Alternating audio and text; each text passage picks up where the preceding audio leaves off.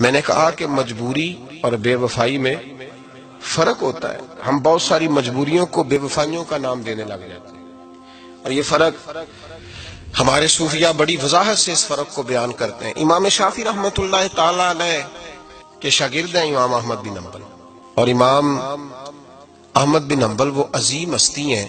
اللہ کے بندے کہتے ہیں جس بندے نے امام احمد بن حنبل سے پیار کیا وہ سمجھ لے اس نے رسول اللہ کی سنت سے پیار کیا.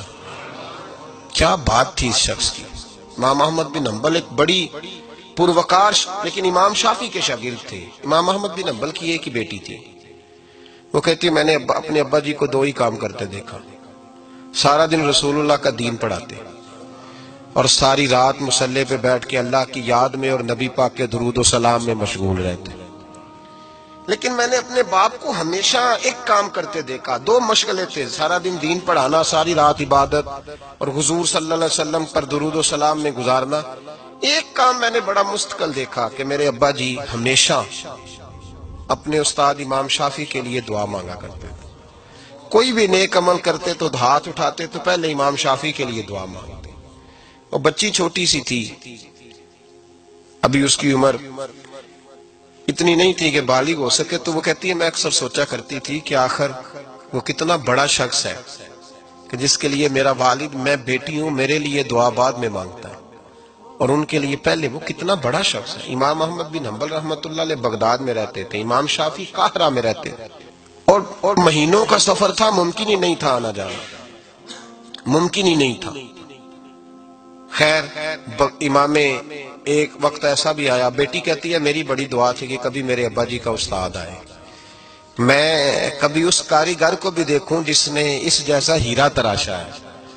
دل کرتا تھا میں اس معمار کو بھی دیکھوں جس نے اتنے خوبصورت نقش و نگار والی عمارت بنائی ہے، میں اسے تو دیکھوں. دل بڑا کرتا تھا، میں دعا مانگتی تھی. خیر ایک دن امام شافعی کا خط آ گیا، کہنے لگے احمد بن حنبل مجھے پتہ چلا ہے بغداد میں ایک محدث رہتے ہیں جو بڑے بوڑھے ہیں اور ان کے پاس نبی پاک کی ایک حدیث ہے، تو میں چاہتا ہوں کہ میں جلدی جلدی بغداد آؤں اور آ کے ان سے وہ حدیث حاصل کروں، وہ سنوں. روایت حدیث بہت بڑا مرتبہ ہوتا ہے.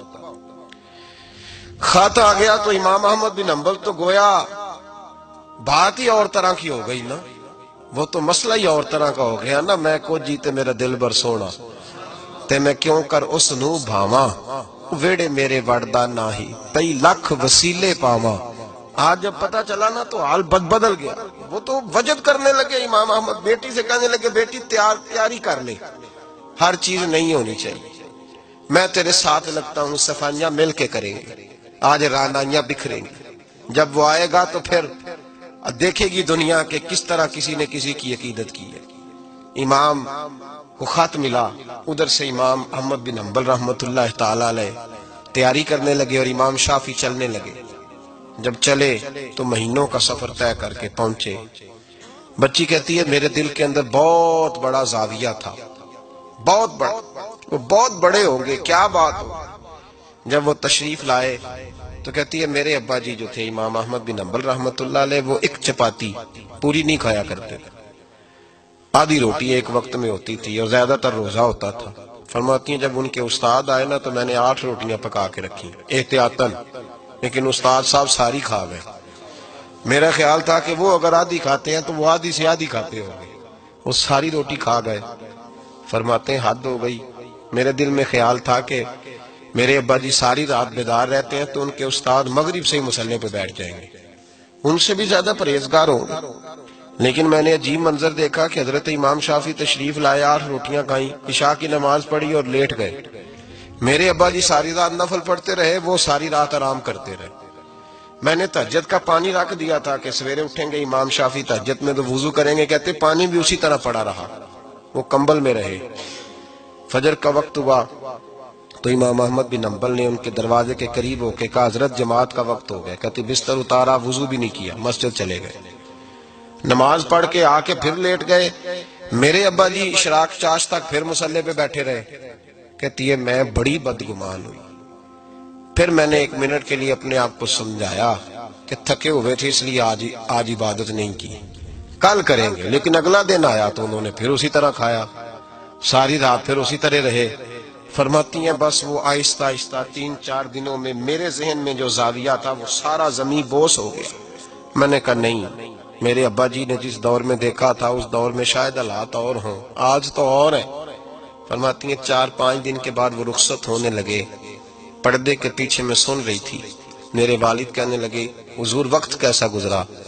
کہنے لگے یار تجھے کیا بتاؤں، 2-3 مہینے رستے میں آیا ہوں تو بچ بچ کے جان بچانے کے لیے 2-4 لقمے کھاتا رہا ہوں۔ پتہ نہیں لوگوں کا رزق کس طرح کا تھا، پتہ نہیں جانور بھی صحیح ذبح ہوئے تھے کہ نہیں ہوئے تھے۔ جب تیرے دسترخوان پہ آیا ہوں تو میں نے تجھے سینچا ہے، سوارا ہے، مجھے پتہ ہے تو ایک لقمہ بھی حرام نہیں رکھ سکتا، اور میں نے تیرے لنگر سے نور نکلتے دیکھا ہے، اور یہ وہ والا کھانا ہے جو اندر جا کے بوجھ نہیں بنتا، نور بنتا ہے۔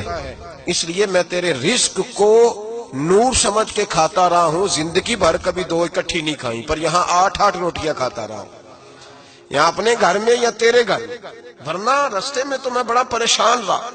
اور فرمانے لگے تجھے پتہ ہے کہ میں ساری رات کیا کرتا رہتا تھا؟ کہ حضور نہیں۔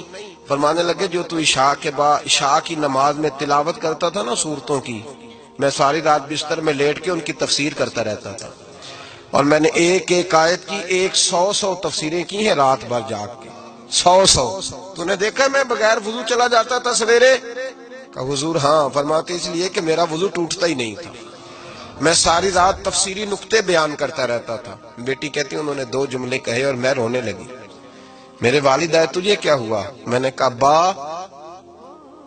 ابا جی میں کیا سمجھی تھی اور یہاں نکل کے آیا، آپ اگر ساری رات نفل پڑھتے ہو تو اپنی ذات کے لیے، اور امام شافعی ساری رات جاگ کے باتیں یاد کرتے ہیں اور پھر لوگوں کے سینوں میں اتارتے ہیں، صرف اپنے لیے نہیں، یہ تو رسول اللہ کی امت کے لیے زندہ ہے۔ میں کیا سمجھی تھی او بھائی، میں نے کہا مجبوری اور بے وفائی میں فرق ہوتا ہے، ذرا چھلکا اتار کے دیکھ تو صحیح، تجھے پتا تو چلے اندر حالات کچے ہیں کہ پکے ہیں۔ 1 منٹ میں لوگ بدگمان ہو جاتے ہیں۔